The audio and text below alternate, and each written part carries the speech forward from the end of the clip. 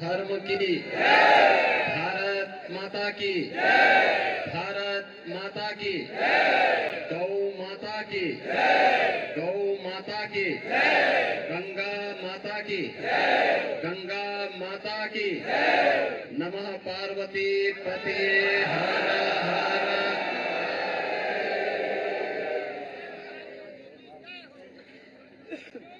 आज के इस धर्म सभा में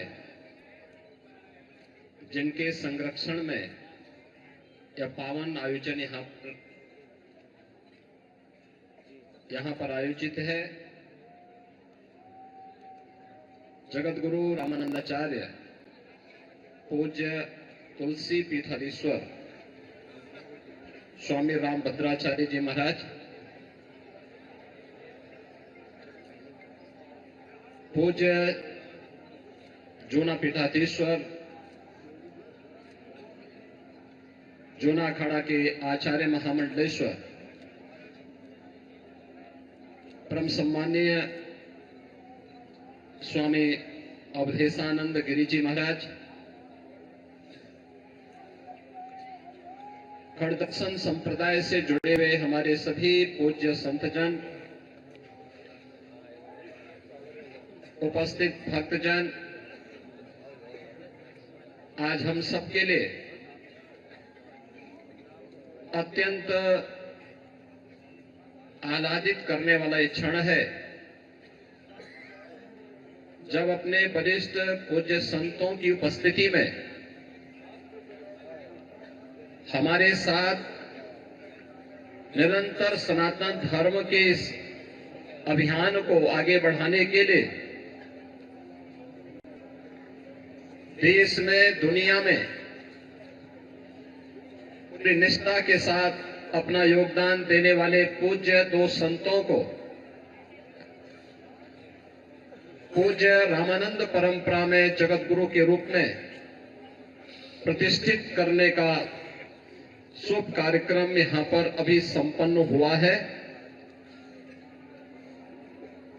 जगत गुरु रामानंदाचार्य स्वामी कमलाचार्य जी महाराज के रूप में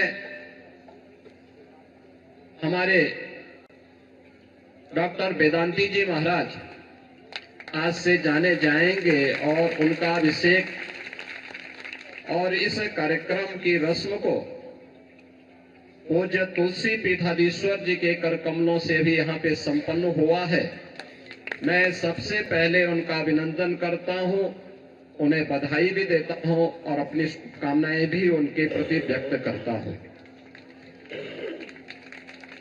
स्वाभाविक रूप से जैसा नाम वैसा ही काम, कमल जैसे मुलायम है और कभी किसी के अमंगल के बारे में नहीं सोचते। पूरी सहजता के साथ, पूरी सरलता के साथ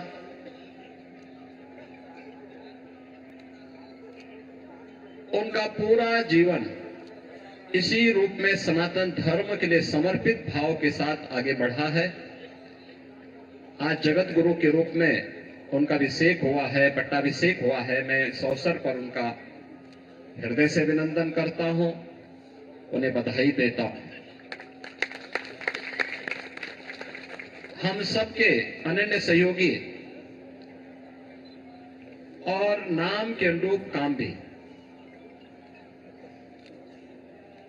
जो सदैव एक संतुष्ट भाव के साथ दूसरों को भी संतुष्ट कर देते हैं अपने व्यवहार से, ऐसे संतोष दास जी महाराज पूज्य सतवा बाबा परंपरा से जुड़े हुए आचार्य हैं। आज पूज्य तुलसी पीठाधीश्वर ने सतवा बाबा को भी यहाँ पर जगत गुरु रामानंदाचार्य की इस परंपरा में स्वामी विष्णु स्वामी संतोषाचार्य के रूप में उन्हें यहाँ पर उनका अभिषेक किया है, पट्टाभिषेक किया है। उन्होंने अपने गुरु परंपरा को एक बड़ी खबर सामने आ रही है। 12 लाख तक की आय पर कोई टैक्स नहीं लगेगा। देखिए, टैक्स पेयर को एक बड़ी राहत मिली है। अब तक 7 लाख रुपए था और इसे बढ़ाकर 12 लाख रुपए कर दिया गया है। बजट में इनकम टैक्स पर बहुत बड़ा ऐलान हुआ है। सभी इनकम टैक्स धारकों की निगाहें इसी पर बनी हुई थी कि इस बार टैक्स स्लैब में किस तरह की छूट मिल सकती है। 12 लाख तक आय पर अब कोई टैक्स नहीं मिलेगा। देखिए, बजट को लेकर जो टैक्स पेयर है उनकी निगाहें बनी हुई थी कि आखिरकार टैक्स में क्या राहत मिलेगी। और ये बड़ी जानकारी देखिए, वित्त मंत्री निर्मला सीतारमण ने आज ऐलान कर दिया है कि 12 लाख रुपए तक कोई टैक्स पर आय, यानी कि 12 लाख रुपए आय है आपकी तो उस पर कोई टैक्स नहीं। बजट में इनकम टैक्स को लेकर ये बड़ा ऐलान हुआ है। टैक्स पेयर को एक बड़ी राहत मिली है क्योंकि अब तक ये जो सीमा थी वो 7 लाख रुपए तक थी, यानी कि अगर आपकी आय 7 लाख रुपए तक है तो आपको टैक्स नहीं देना पड़ेगा। लेकिन अब इसको बढ़ा दिया गया है। अब 12 लाख रुपए तक आय पर कोई भी टैक्स नहीं देना पड़ेगा आपको। से अभिनंदन करता हूं जगतगुरु विष्णु स्वामी संतोषाचार्य जी महाराज को हृदय से बधाई देता हूं, उनका अभिनंदन करता हूं और अपनी शुभकामनाएं भी देता हूं। आप सभी पूज्य सज्जन सनातन धर्म के आधार स्तंभ हैं। आपका व्यवहार, आपका आचरण पूरे सनातन धर्म को ही नहीं, पूरे देश और पूरी दुनिया को एक नई दिशा देता है। विपरीत परिस्थितियों में धैर्य से उसका सामना करते हुए, चुनौती का सामना करते हुए अपने इस अभियान को आगे बढ़ाना, क्योंकि सनातन धर्म ही मानव धर्म है। सनातन धर्म रहेगा तो मानव धर्म रहेगा, मानवता रहेगी, इस सृष्टि रहेगी। और मैं अभिनंदन करूंगा उन पूज्य संतों का जिन्होंने मौनी अमावस्या के अवसर पर पूरे धैर्य के साथ, एक चुनौती हम सबके सामने आई। कुछ पुण्यात्मा उस एक हादसे के शिकार आग हो गए थे, लेकिन उन स्थितियों में एक अभिभावक के रूप में, जैसे परिवार के ऊपर कोई विपत्ति आती है तो परिवार का अभिभावक धैर्य नहीं खोता, पूरी हिम्मत के साथ खड़े होकर के उस चुनौती का सामना करते हुए उससे उभारने का कार्य करता है। और आपने देखा होगा कि जो सनातन धर्म के विरोधी हैं, वे लोग एक प्रयास कर रहे थे कि संतों का धैर्य जवाब दे दे और उसके बाद जग हसाई का एक कार्य कराया जाए। लेकिन मैं अभिनंदन करूंगा पूज्य तुलसी पीठाधीश्वर जी का भी, पूज्य जूना पीठाधीश्वर जी का भी, अपने सभी 13 के 13 अखाड़ों का भी, पूज्य फूलडोल दास जी महाराज वृंदावन धाम से हमारे पास आए हैं, अत्यंत वरिष्ठ संत हैं। इन सभी पूज्य संतों का जिन्होंने उन स्थितियों में पूरे महाकुंभ के आयोजन को अपना आयोजन मान करके पूरे धैर्य के साथ परिस्थितियों का सामना करते हुए पुण्यात्माओं के प्रति विनम्र श्रद्धांजलि भी की और मां गंगा के प्रति, महाकुंभ के प्रति अपने दायित्वों का निर्वहन करने के लिए भी अपने उत्तरदायित्वों का पूरी श्रद्धा, पूरी निष्ठा के साथ निर्वहन करते हुए इस आयोजन को सकुशल आगे बढ़ाए। इसी का परिणाम है कि पिछले 19 दिनों के अंदर 32 करोड़ से अधिक श्रद्धालु अब तक प्रयागराज में मां गंगा, यमा, मां सरस्वती की इस पावन त्रिवेणी में डुबकी लगा करके पुण्य के भागीदार बने हैं। जो यहां से जा रहा है, यहां की परंपरा के बारे में, यहां की गाथा के बारे में, यहां की व्यवस्था के बारे में गुणगान कर रहा है। ये गुणगान व्यक्ति का नहीं है, सनातन धर्म का है जो आ रहा है देश और दुनिया से। लेकिन हम लोगों को ये भी देखना होगा, कुछ लोग लगातार गुमराह करके सनातन धर्म के खिलाफ हर एक मुद्दे पर षड्यंत्र करने से बाज नहीं आते। और आज से नहीं, बहुत पहले से हम लोग देखते रहे। राम जन्म के दौरान भी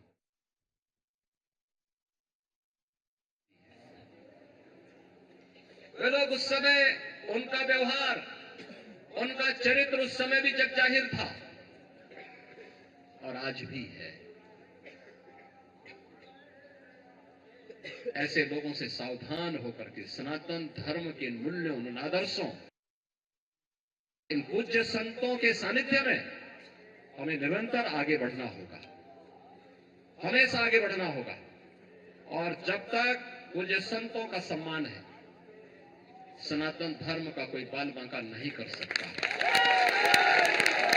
और सनातन धर्म है तो दुनिया के अंदर जीव सृष्टि बनी रहेगी।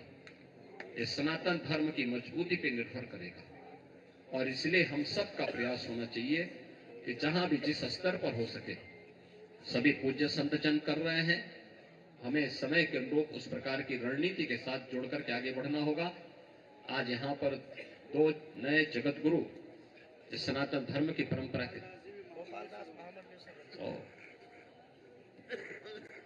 और इसके साथ ही हमारे गोपाल दास जी महाराज, कल्याण दास जी महाराज, ये सभी महामंडलेश्वर के रूप में इनका अभिषेक हुआ है। तो मैं इन सभी को भी हृदय से बधाई देता हूं, इनका अभिनंदन करता हूं और विश्वास करता हूं कि हो सकता है कि अगले कुंभ में 2037 में जब हम लोग यहां मिलेंगे, तब इन लोगों का भी आगे का अभिषेक करने की तैयारी के साथ सब यहां पर एकत्र हो पाएंगे। इस विश्वास के साथ मैं इस पूरे आयोजन के प्रति श्री सतवा बाबा का और उनकी पूरी परंपरा का हृदय से अभिनंदन करता हूं। पूज्य संतों का हृदय से अभिनंदन करते हुए अपनी वाणी को देता हूं प्रणाम। जय जय श्री राम। मुझे 2 वाक्य बोलना है। यद्यपि योगी जी के बोलने के पश्चात कुछ अवशेष नहीं रह जाता, तो योगी जी को जान लेना चाहिए कि हम सनातन धर्म की किन चुनौतियों का सामना कर रहे हैं। अवधेशानंद जी को भी जानना होगा।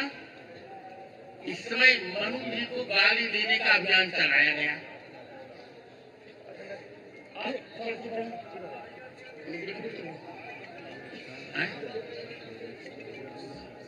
तो 2 वाक्य मैंने मनुस्मृति, मानस और मनुस्मृति पर ही वक्तव्य दिया और चैलेंज किया कि जिसकी मां ने निष्ठा से दूध पिलाया हो, वो मुझसे शास्त्रार्थ करके निश्चित कर ले मनुस्मृति का कहां किससे विरोध है।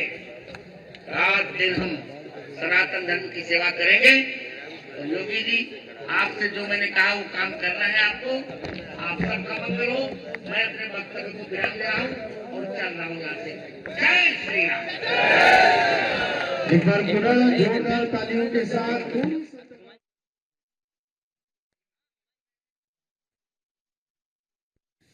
तो संगम नगरी में है मुख्यमंत्री योगी आदित्यनाथ और आपने सुना कि किस तरह से उन्होंने साधु संतों का भी धन्यवाद अर्पित किया कि किस तरह से उन्होंने भी संयम बरता जब इस तरह की स्थिति हो जाती है और वहां पर साधु संतों का भी पूरा सहयोग मिलता है। साधु संतों के साथ सीएम योगी आदित्यनाथ ने बातचीत भी की और कहीं ना कहीं उनका धन्यवाद भी अर्पित करते हुए नजर आए, क्योंकि प्रयागराज के दौरे पर हैं मुख्यमंत्री योगी आदित्यनाथ।